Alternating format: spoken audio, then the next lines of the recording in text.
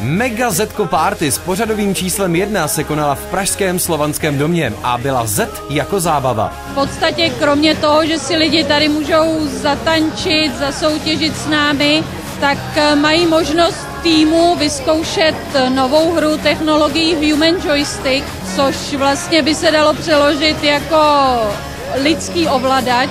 Je to vlastně jakási obdoba počítačové hry. V hlavní roli ruce soutěžících.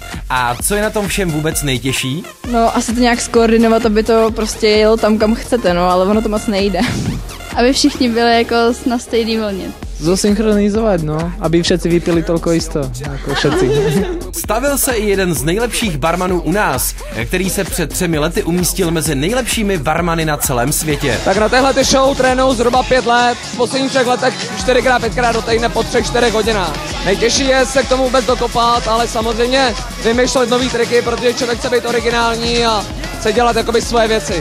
Zajímavý způsob zábavy zkusili Zdena se Zuzkou.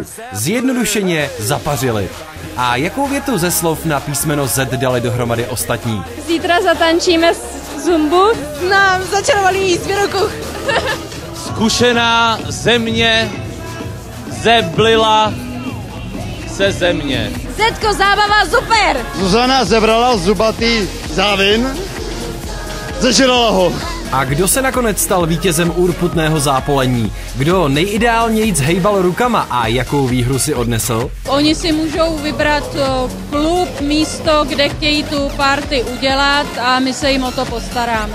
Ale chceme party v Retro Music Hall, to znamená party pro všechny naše kamarády, pro celý náš tým. Tak určitě, já myslím, že pokud nám to vyjde, tak se budou všichni těšit a bude to pohoda.